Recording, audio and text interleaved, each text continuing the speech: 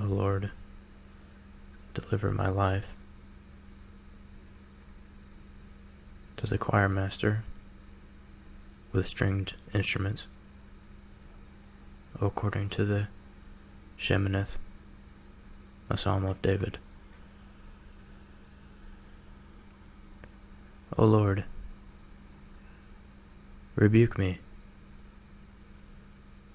not in your anger, nor discipline me in your wrath. Be gracious to me, O Lord, for I am languishing. Heal me, O Lord, for my bones are troubled. My soul is also greatly troubled. But you, O Lord, how long? Turn, O Lord, deliver my life. Save me for the sake of your steadfast love. For in death there is no remembrance of you. In Sheol, who will give you praise? I am weary with my moaning. Every night I flood my bed with tears. I drench my couch with my weeping. My eyes waste away because of grief. It grows weak because of all my foes. Depart from me, all you workers of evil, for the Lord has heard the sound of my weeping. The Lord has heard my plea. The Lord accepts my prayer. All my enemies shall be ashamed and greatly troubled. They shall turn back and be put to shame in a moment. And so what can be said of this poem? He begins by saying, O Lord, rebuke me not in your anger, nor discipline me in your wrath. Be gracious to me, O Lord, for I am languishing. And so obviously we see here that David is suffering. Exactly what he's suffering from we don't know, but in a sense it doesn't matter. But we know that in his suffering, he recognizes that his soul is in torment. He says, Heal me, O Lord, for my bones are troubled. My soul is also greatly troubled. But you, O Lord, how long? And so you can see him making an appeal. He says, Lord, I understand that I am not on the right path right now.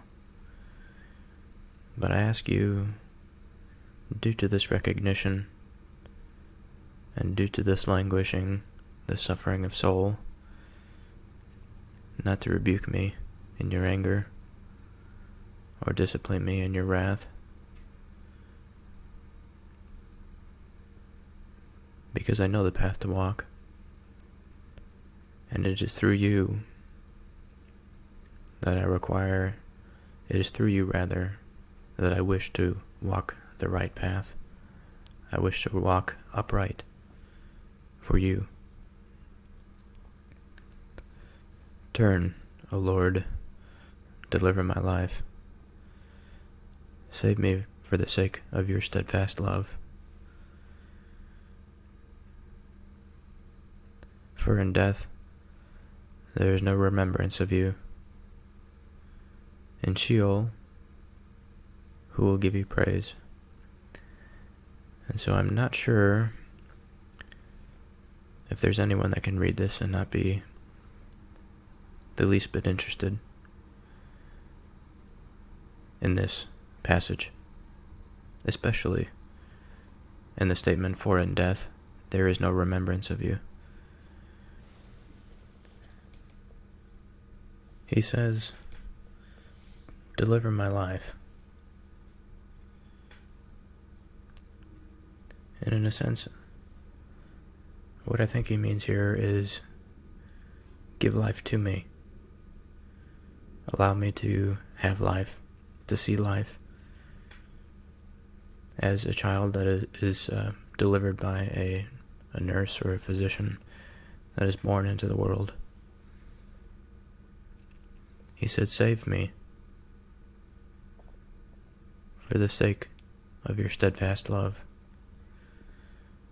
For what is this steadfast love without your creation, without man?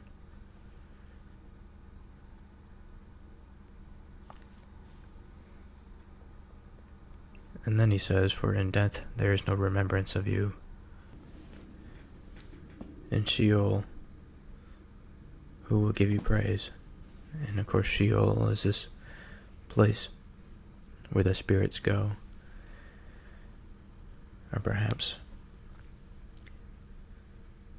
Sheol is the arena in which the spirits are unable to occupy. So in a sense, in life, we experience our spiritual connection to reality, and upon death, this experience, through the death of the subject, and through the inability of this machine to utilize the Spirit of God to achieve divine grace, wisdom, this mechanism ceases. Now, it doesn't mean that spirit itself dies, but it means that the individual, the sense of the human spirit that is individual, that has the ego tied to it, dies. And he says, in this life, with this existing mechanism, save me. For in death I won't remember you. He says, I am weary with my moaning. Every night I flood my bed with tears.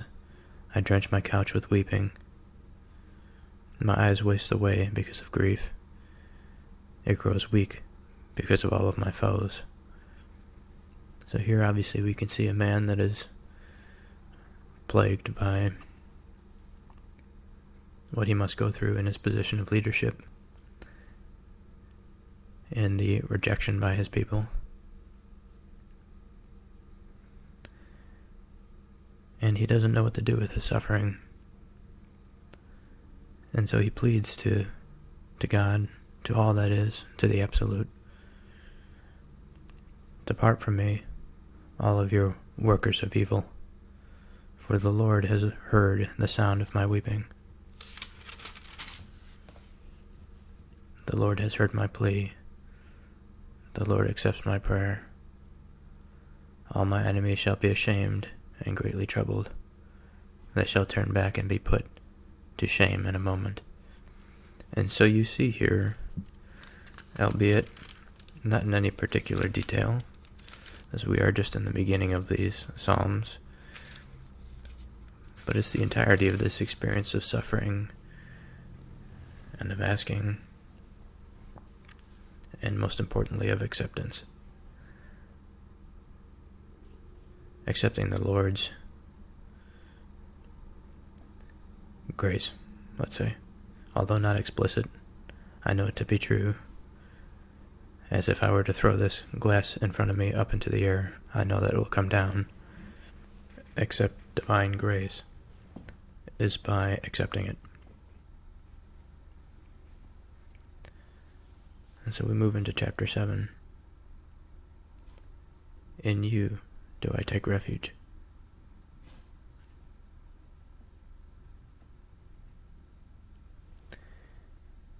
A Shiggaion of David, which he sang to the Lord concerning the words of Cush a Benjaminite. So from what I gather, this word, Shiggaion,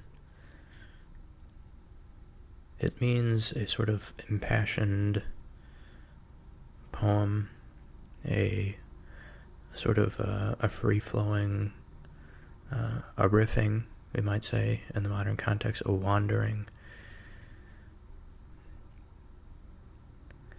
And so it begins thus. O Lord my God, in you do I take refuge. Save me from all my pursuers and deliver me, lest like a lion they tear my soul apart, rendering it in pieces, with none to deliver. O my Lord, my God, if I have done this, if there is wrong in my hands, if I had repaid my friend with evil, or plundered my enemy without cause, let the enemy pursue my soul and overtake it, and let him trample my life to the ground, and lay my glory in the dust. Arise, O Lord, in your anger. Lift yourself up against the fury of my enemies. Awake from me, you have appointed a judgment. Let the assembly of the peoples be gathered about you. Over it return on high. The Lord judges the peoples. Judge me, O Lord, according to my righteousness, and according to the integrity that is in me. Oh, let the evil of the wicked come to an end, and may you establish the righteous. You who test the minds and hearts, O righteous God. My shield is with God, who saves the upright in heart. God is a righteous judge, and a God who feels indignation every day. If a man does not repent, God will whet his sword. He has bent and readied his bow. He has prepared for him his deadly weapons, making his arrows fiery shafts. Behold, the wicked man conceives evil and is pregnant with mischief, and gives birth to lies. He makes a pit, digging it out, and falls into the hole that he has made. His mischief returns upon his own head, and on his own skull his violence descends. I will give to the Lord the thanks due to his righteousness. I will sing praise to the name of the Lord, the Most High. Again, we have David's appeal to be saved from his enemies by God. And he says, O Lord my God, if I have done this, if there is wrong in my hands, if I have repaid my friend with evil, or plundered my enemy without cause, let the enemy pursue my soul and overtake it, and let him trample my life to the ground, and lay my glory in the dust. And so from this passage, I think we have, again, an illumination of the surround. And that surround is surrounding the divine. And again, human beings have difficulty viewing the divine on its face. We are much better at determining where it is not, and discovering the hole that is left in our soul and our hearts in its absence. And as we move around this, as we move into the surround as a figure of speech, we get to see it, and I see this here in David's words. I hear him say his recognition, his acceptance of what it means to be righteous. He understands that if he has done wrong to his friends, or plundered his enemy without cause, then he says, "Punish me, for I know that this is right." And so it's an interesting thing to say to the Almighty, a sort of a confirmation of what one believes. But I suppose in another sense it's not strange at all. This is what prayer is for. Arise, O Lord, in your anger. Lift yourself up against the fury of my enemies. Awake for me. You have appointed a judgment. Let the assembly of the peoples be gathered about you. Over it, return on high. So in other words, bring the people back into union so that they are properly oriented and understand your proper place above them, and judge them according to what is just, what is most righteous.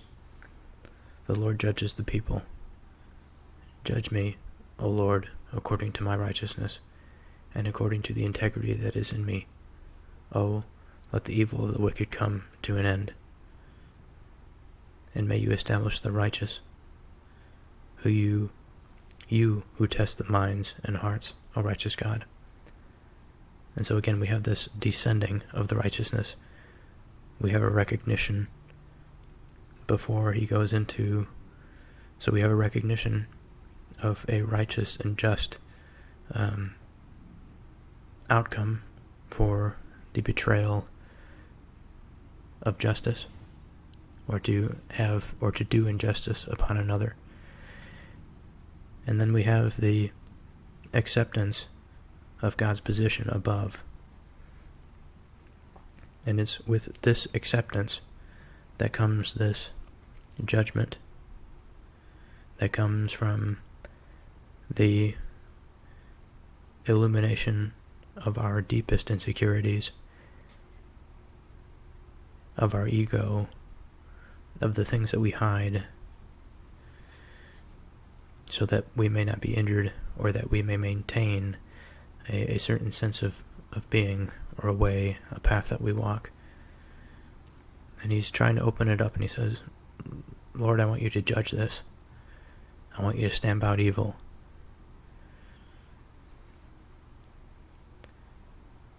And as he aligns himself with this good, with this righteousness, he is shielded by God.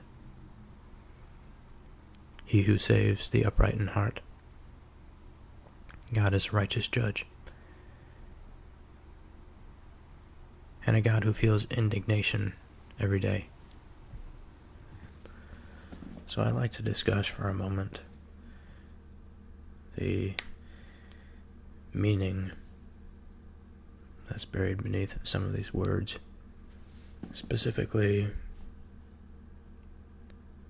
as he talks about the wicked man conceiving his evil and becoming pregnant with mischief, and he gives birth to lies. He makes a pit, digging it out, and falls into the hole that he has made. His mischief then returns upon his own head, and on his own skull his violence descends. And so what can we make of this? And of what certainty can we imagine that this would happen for a wicked man to be punished in such a way? And what does it mean for the wicked to make a pit for himself? Surely, by his actions, by his wickedness, by his mischief, and his lies, he doesn't wish to dig this pit for himself it is something within the nature of his conduct that digs this metaphorical pit that he then falls into, and the corruption of his behavior comes back to him and falls upon his skull. And I can't help but imagine that this pit, or this direction, in this context, is nothing other than moving away from the divine source. Because we can imagine any number of behaviors. In one context, we can have a rebellion from a locus of authority, and on the other we can have the same circumstance, another rebellion from authority, and one can be just and another can be unjust. What matters is the context of the situation. And also, when it comes to wickedness, in order for us to understand the wicked nature, we must understand that there is something in nature that is telling of either or the wicked or the righteous. And it is within this ability to perceive the wickedness or the righteousness, and that it is in agreement with our reason, that we are then able to make proper judgments. And so, although it doesn't really get into this type of metaphysic in this prayer, it does hint at every step, it seems, when he mentions righteousness, when he mentions the wicked. All of this implies something deeper. So enough of the useless ramblings. Let us return here with chapter 8. How majestic is your name, to the choir master according to the Gittith, a psalm of David. O Lord, our Lord, how majestic is your name in all the earth. You have set your glory above the heavens.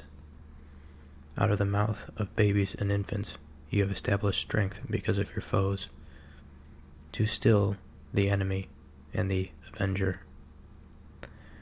When I look at your heavens, the work of your fingers, the moon and the stars which you have set in place, what is man that you are mindful of him, and the Son of Man that you care for him? Yet you have made him little lower than heavenly beings, and crowned him with glory and honor. You have given him dominion over the works of your lands.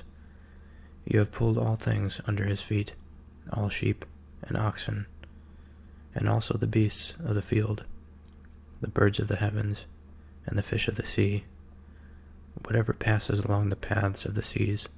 O Lord, our Lord, how majestic is your name in all the earth. So what might we say about this poem? What can we gain from it, other than some euphoric rambling of some man who finds it within himself to express joy for something that he doesn't understand? Certainly we must believe that there is an understanding here, that there is a truth that is to be had. And so he says that you, referring to the Lord, have set your glory above the heavens. Out of the mouth of babies and infants you have established strength because of your foes, to still the enemy and the avenger.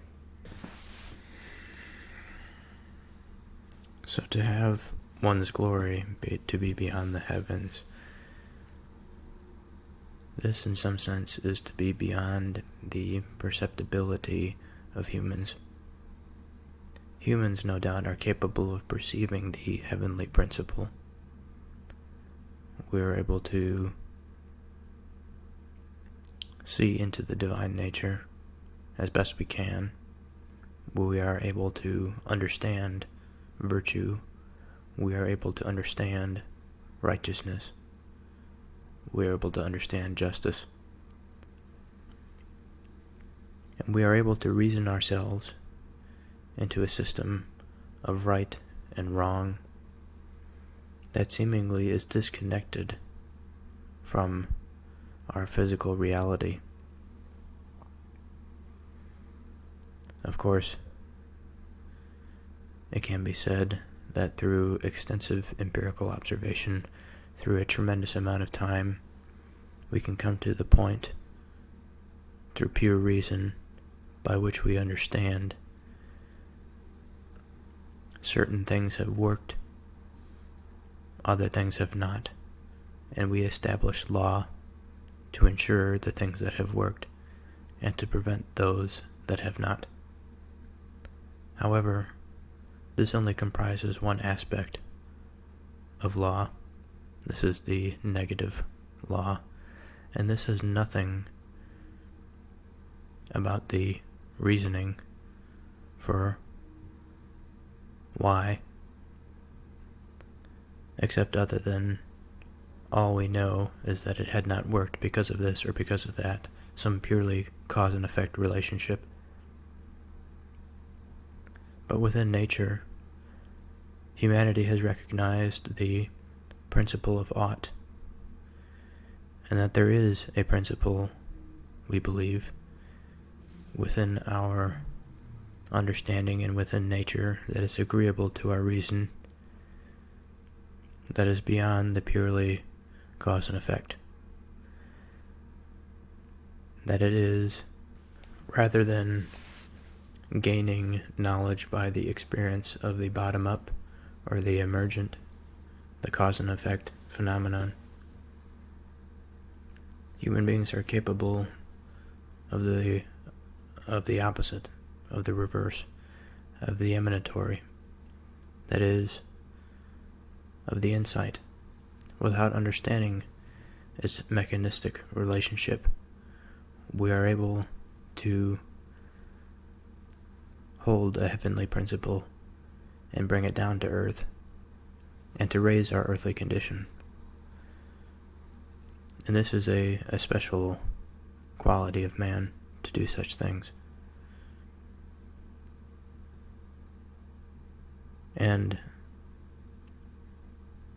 so when I reflect on the statement, "You have set your glory above the heavens," I imagine this being that we imagine for ourselves in God, that we experience in our everyday life. This being is beyond our human capacity, this ability for the top-down reasoning, the coming into rather than the coming from. And what is beyond this must truly be magnificent.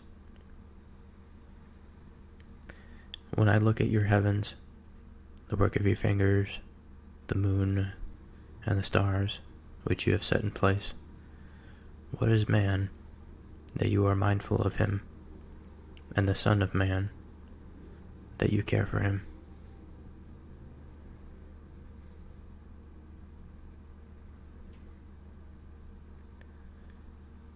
And so we see here of the material objects that are scattered throughout our reality, what is our place in it, if everything that is to be here, that is created, is not cared for in the same way as human beings? What does that mean for us? And in this expansion of stuff, you have made him little lower than heavenly beings. Again, given this ability to perceive of the heavenly, we are yet lower than the heavenly beings. And we are crowned with glory and honor. We have been given dominion over the works, the works of the Lord's hands, of all the birds and all the earthly animals. We have dominion over them. Chapter 9. I will recount your wonderful deeds. To the choir master according to Muth-labben, a psalm of David. I will give thanks to the Lord with my whole heart. I will recount all of your wondrous deeds. I will be glad and exult in you. I will sing praise to your name, O Most High. When my enemies turn back, they stumble and perish before your presence.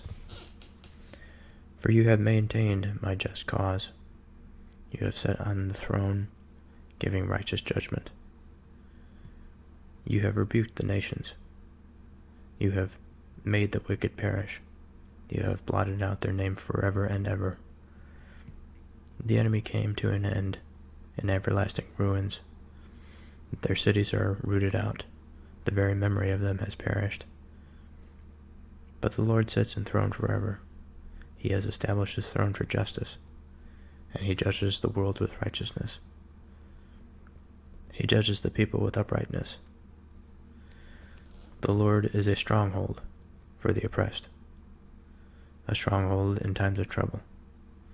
And those who know your name put their trust in you, for you, O Lord, have not forsaken those who seek you. Sing praises to the Lord who sits enthroned in Zion. Tell among the people his deeds, for he who avenges blood is mindful of them. He does not forget the cry of the afflicted. Be gracious to me, O Lord. See my affliction from those who hate me. O you who lift me up from the gates of death, that I may recount all your praises, that in the gates of the daughter of Zion I may rejoice in your salvation.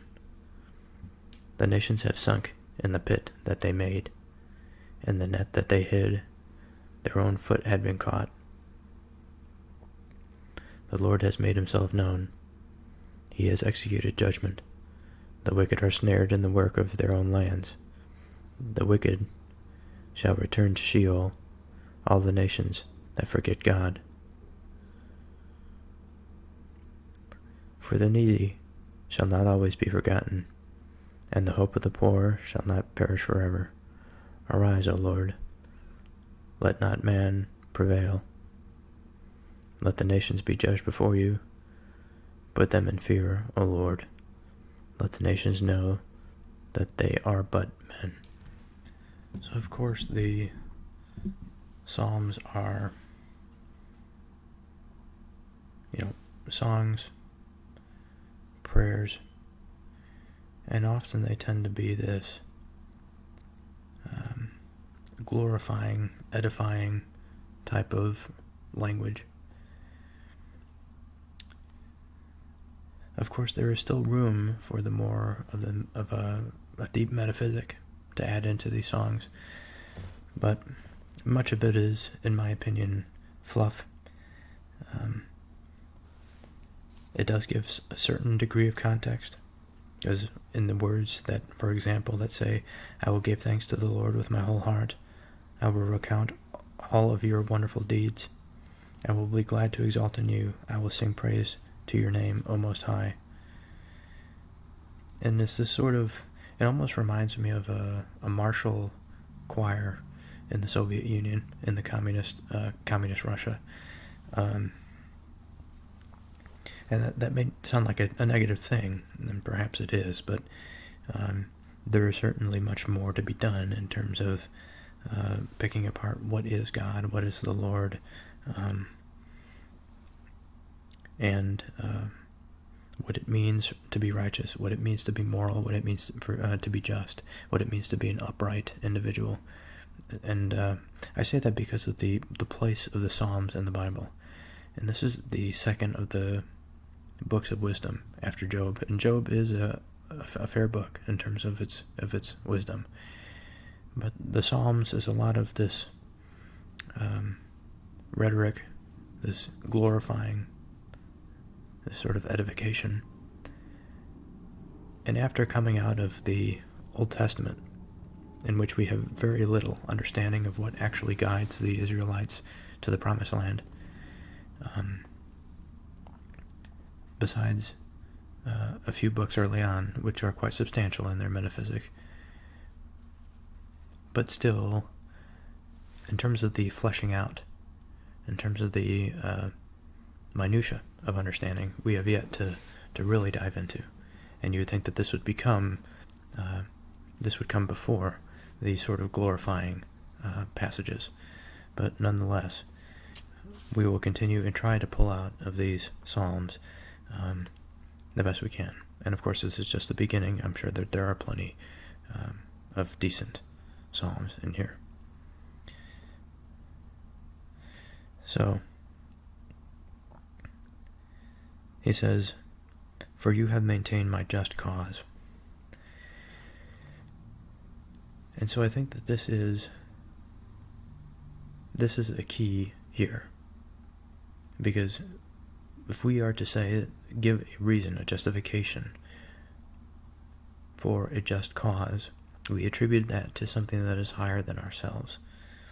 And the maintenance of that, of whatever this just cause is going to be everything that we can muster above ourselves, and we surrender it. So the pursuit of the just cause is no longer a subjective pursuit, partly because of results of past pursuits, but also because of this emanatory capacity that we talked about earlier, the things that we value in life. All of these things that give us value, meaning, purpose, flow into this maintenance of a just cause. He says, "You have sat on the throne, giving righteous judgment." Again, righteous judgment is such a loaded term that it deserves its own fleshing out, let's say.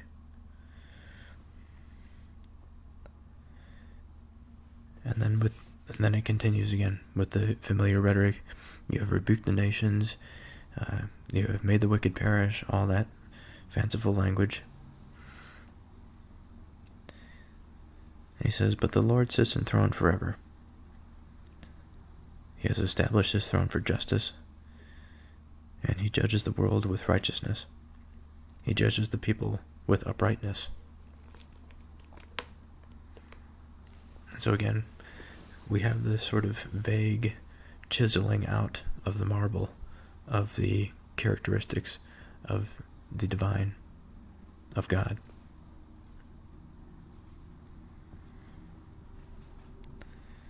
So the Lord is the stronghold for the oppressed.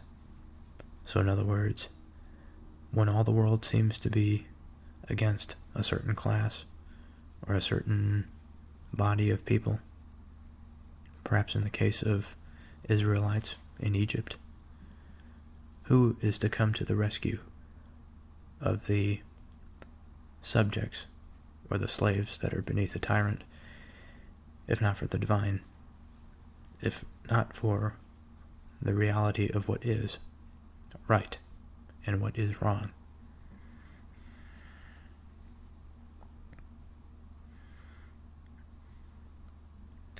He says, and those who know your name put their trust in you, for you, O Lord, have not forsaken those who seek you, because those who seek you are fundamentally seeking truth. They are fundamentally seeking to do right, and those who seek to do right will more likely be the ones that end up doing right.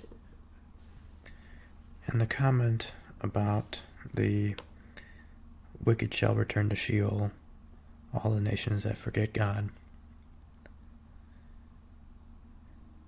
And it's, we've heard this before in terms of the individual. There's an interesting, I guess you can call it a dichotomy, because in one of the poems we see the individual appealing to the Lord and saying, give me, he says, deliver my life, save me for the sake of your steadfast love, for in death there is no remembrance of you. And so here we see the individual recognizing that there is no remembrance of you, and that he will go to Sheol in the end, as if we return here, if we move and compare it to the chapter 9 Psalms, in which it says, the wicked shall return to Sheol, all the nations that forget God. Now we are at the level of the nations. But the distinction here is that the wicked return to Sheol. And the former is not necessarily the case of the wicked, but one that is asking for deliverance. And so this is an interesting sort of thing. And I think this has to do with the distinction from between the individual that clings on to the individual soul, and the collective that retains the soul after death. And in this sense, the soul is immortal. Now, there are no shortage of different spirits and souls in a society, and even among individual men. I think different spirits can inhabit him at different periods of his life. Certain spirits can invigorate the individual soul. Let's say, I'm kind of using this language a bit loosely here, but it'll become chiseled down a little bit more tightly. The soul, in the sense that is this conglomerate of man's inner being, this sort of ontological self, and the spirit that comes from the external environment, from the objective world, from others that he interacts with, and then the soul of the nation, the spirit, let's say, the primary spirit of the nation. The individual seems to be much lower on the hierarchy than the collective that retains this spirit longer than the individual soul is allowed a material existence. And in that sense, this soul, or this spirit of the nation, transcends the individual. And as such, it is a worse thing, I think, in terms of this judgment, for a nation to return to Sheol if they forget God, rather than the individual. Because the individual, even if they do know God, they likely, in terms of the ego, that self-preserving and inflating mechanism within the human mind, that goes and that dies. The thing that wishes to remember the individual self dies, and it goes to Sheol. But it's not because it's a wicked thing. It's because it's so low in this hierarchy that it does not deserve the place of the immortality. Now, this is one interpretation. It may not be correct, but this is my thought on it thus far. And so this dichotomy is between, again, the perceived individual that is walking the path to God, going to Sheol, forgetting his identity. And then there is the nation that, if they are wicked, they lose their identity, they lose their spirit, they lose their soul, and they go to Sheol. But that would then imply that a nation that does not do this, a nation that is not wicked, that is, let's say, righteous or just in the eyes of God, does not go to Sheol. Their spirit maintains, and they continue. as long as their body stays intact. And it's not that the spirit necessarily dies. If a nation, as Israel has done many times, falls into idolatry, into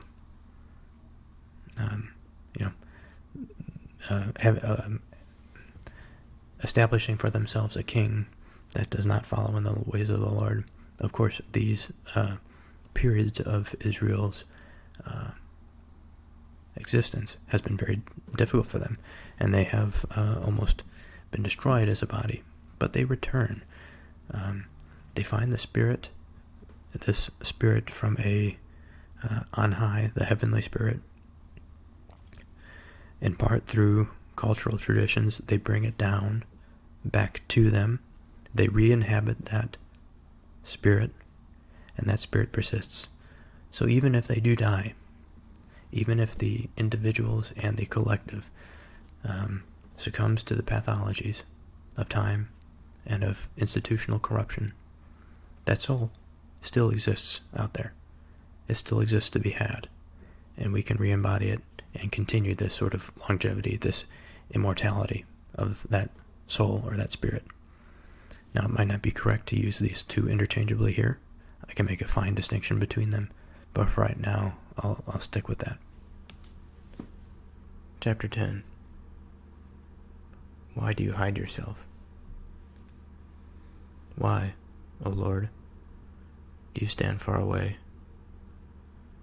Why do you hide yourself in times of trouble?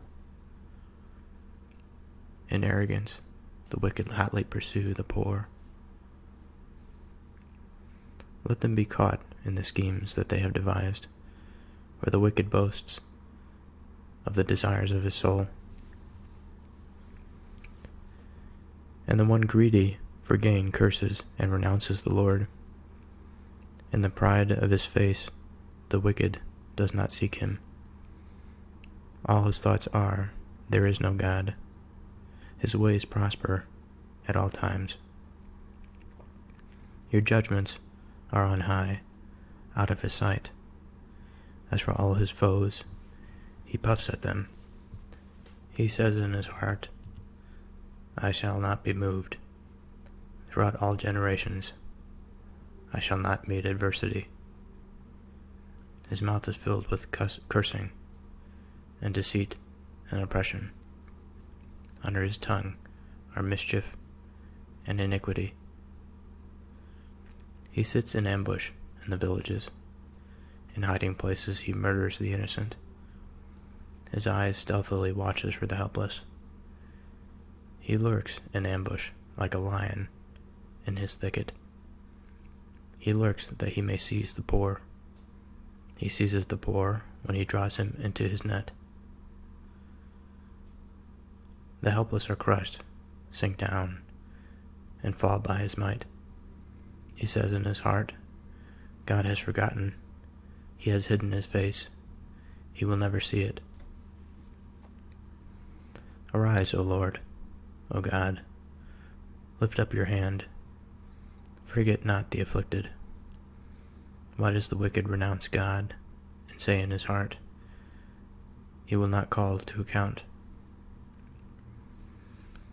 But you do see, for you note mischief and vexation, that you may take it into your hands.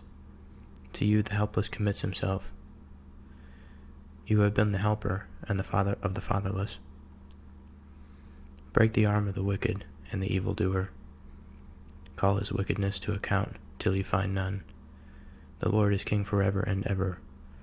The nations perish from his land.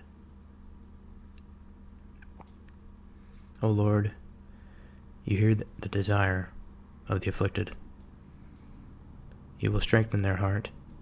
You will incline your ear to do justice to the fatherless and the oppressed, so that man who is of the earth may strike terror no more.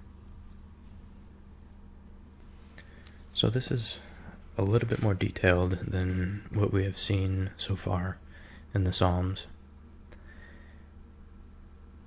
And it's an interesting title, first and foremost. Why do you hide yourself? and staying consistent with what we have been discussing hitherto, that finding the divine, at least from the human standpoint, is often like finding yourself in a dark room. Of course, there is a character to this room. There are objects within this room, but there is nothing within it that we can see. And this divine realm is sort of analogous to this room. That is, we stumble in the darkness.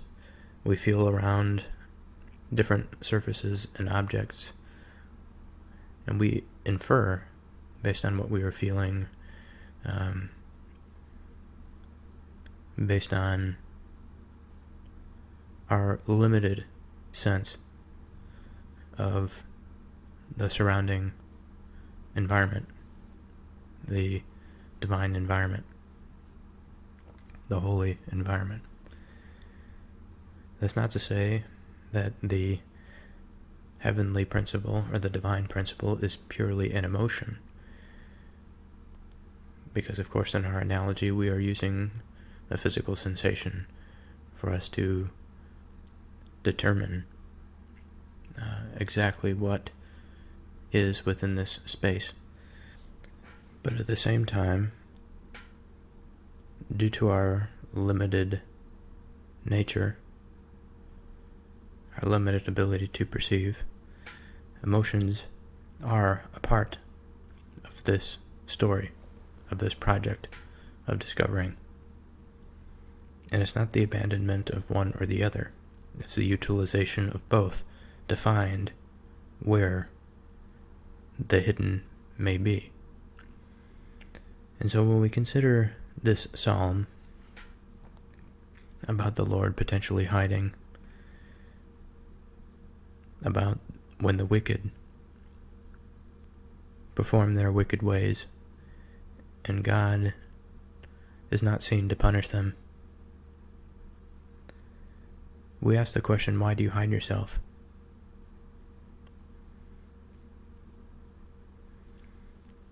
And there are no shortage of wicked ways. The wicked pursue the poor. The wicked reject God. He says in his heart, I shall not be moved.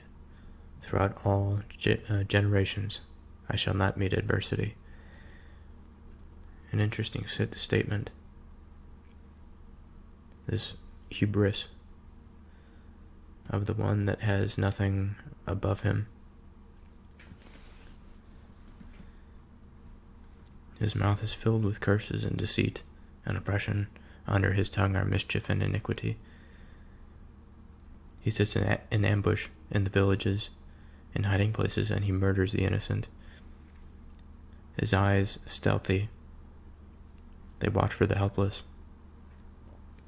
He lurks in ambush like a lion in his thicket.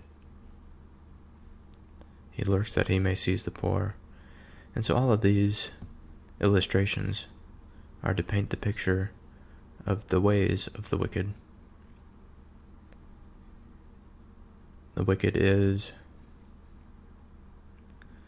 a part of our experience, no doubt, a part of all possible outcomes.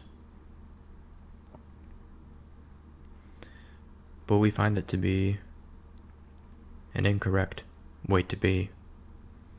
And so we have the idea of the optimal being, of the way to be.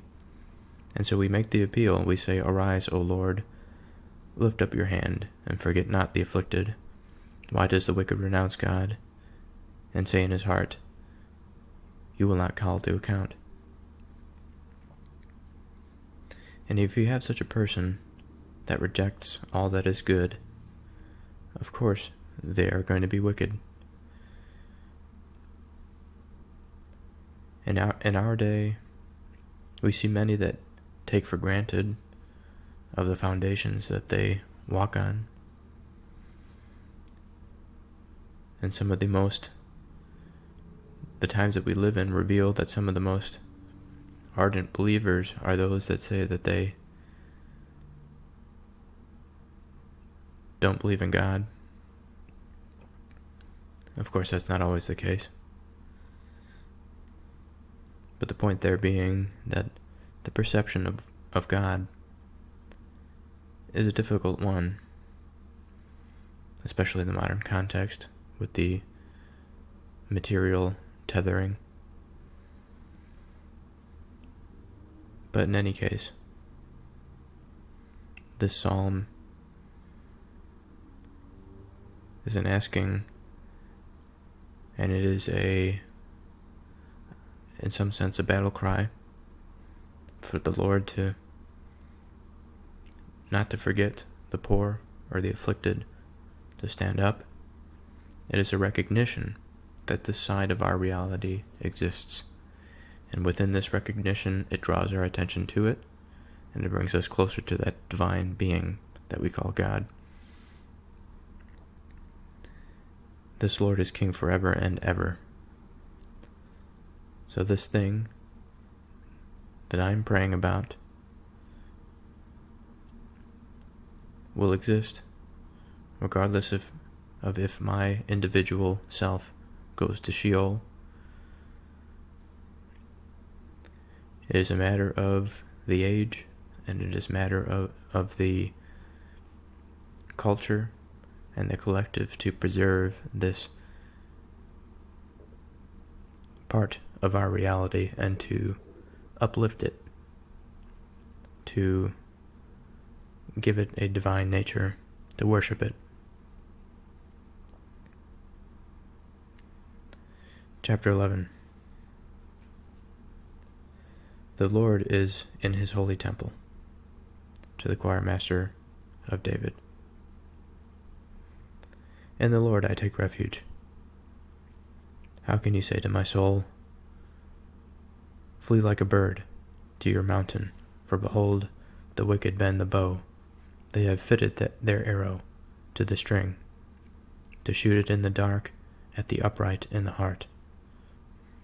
If the foundations are destroyed, what can the righteous do? The Lord in his holy temple, the Lord's throne in heaven. His eyes see, his eyelids test the children of man. The Lord tests the righteous, but his soul hates the wicked and the one who loves violence. Let him rain coals on the wicked, fire and sulfur and scorching wind shall be the portion of their cup. For the Lord is righteous, he loves righteous deeds. The upright shall behold his face. So again, maybe a slight progression here in terms of the meaning. Again, in this darkness, we ask small but important questions. How can you say to my soul, flee like a bird to your mountain, for behold, the wicked bend the bow. They have fitted their arrow to the string, to shoot in the dark at the upright in the heart. If the foundations are destroyed, what can the righteous do? And again, we see this questioning, this not necessarily lack of faith, but a necessary questioning, a bit of a wavering. But within this wavering and these questions comes resolution, comes answers, it comes reassurance that if the wicked are to take their arrows or are to do injustice, and we don't have to always use the analogy that they like to use here in the Bible, the sort of violent action towards the righteous. It could be psychological. It could be an attempt to blind the eyes of those that they deceive. And it may not be as insidious as it suggests, like there is an intention on the part of the individual. The spirit does have the intention of drawing downwards. The evil spirit does exist, and this is beyond man. And there are times when man is unaware that he participates in keeping the spirit alive, or at least embodying the spirit, as the spirit is sort of an immortal thing. But the embodiment of the spirit, unfortunately, can escape our rational minds. And I think that, again, throughout these Psalms, it is a reassurance of asking why and what happens if. Why aren't the wicked punished when they do evil immediately? What happens if the foundations are destroyed? What do I do? And then they return to the Lord is holy. There is a right way. The Lord's throne is in heaven. His eyes see, his eyelids test the children of man. The Lord tests the righteous, but his soul hates the wicked and the one who loves violence. And so that's a particularly interesting statement, that there is a soul out there that despises violence.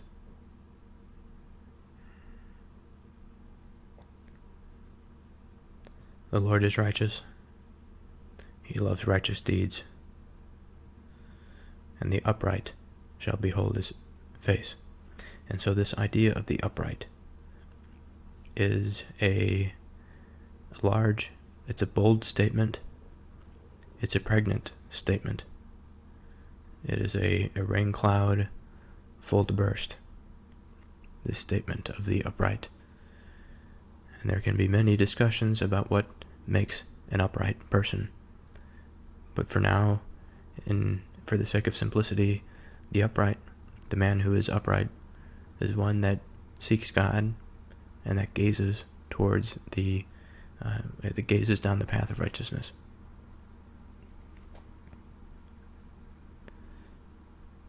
Chapter 12. The faithful have vanished. To the choir master, according to Seminith, a psalm of David. Save, O Lord, for the godly one is gone.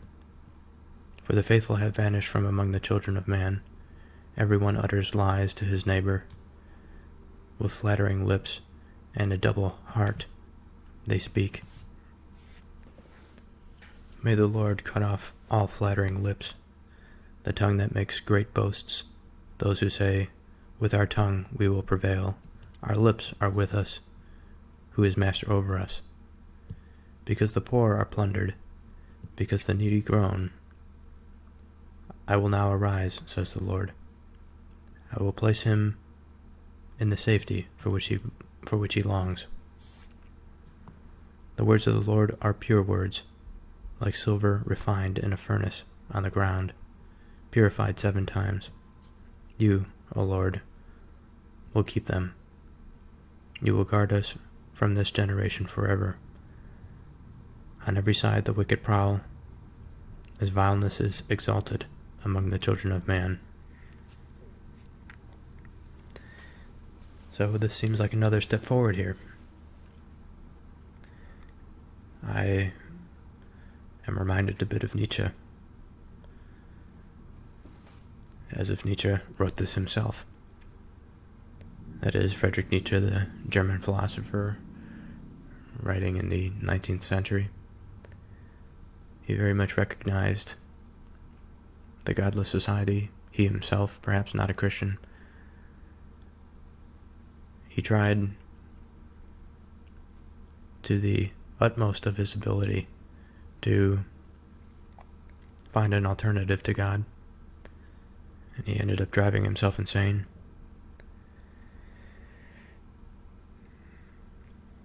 There is much to learn, certainly, from Nietzsche, but there's also much to learn from this psalm.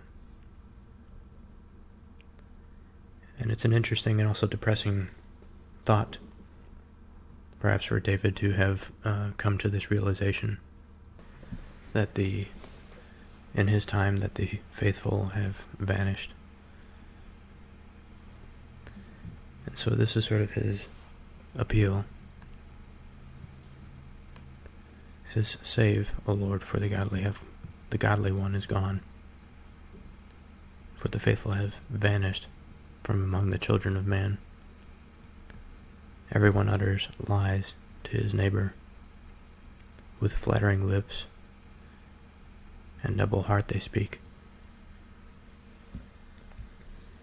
And this from a 19th century intellectual, French intellectual. I should say 18th and 19th century. Upon witnessing the events leading up to the French Revolution, he says, quote, "All conviction was lost when one saw that nothing was serious for anyone, that professions of faith and practices, even rigors, were only lying forms, with indifference at their core." And so there's not too much difference between that statement, not all that long ago in terms of our history, and David's prayer here.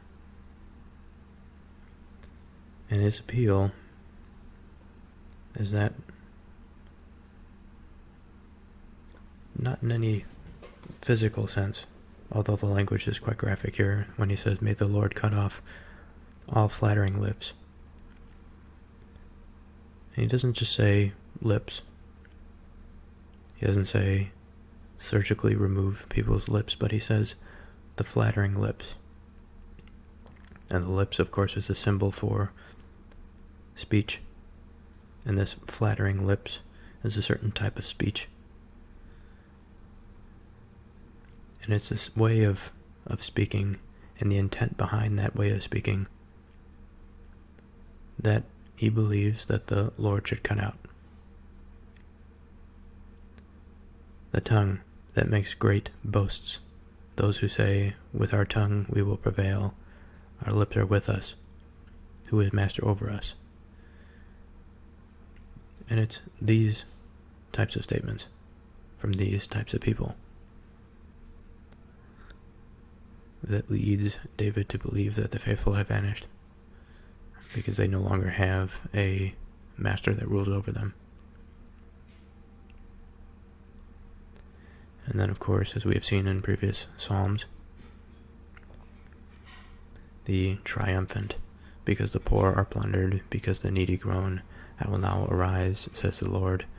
I will place him in the safety for which he longs." And this sort of rhetoric, of course, is this return to what is higher. We begin with a recognition of the way that things are, and then we elevate to a place of how things should be. And within that process, within that procedure or custom, lies the slow unveiling of righteousness or of the upright. So again, back to our darkened room. The more we ask, the more we question, the more we encounter the objects of this room, the more senses are stimulated, the more information that we gather within our minds. And of course, we are prompted to do so, perhaps by past experiences, feelings of anger, feelings of wanting to change, wanting the right among a waste of uncertainty.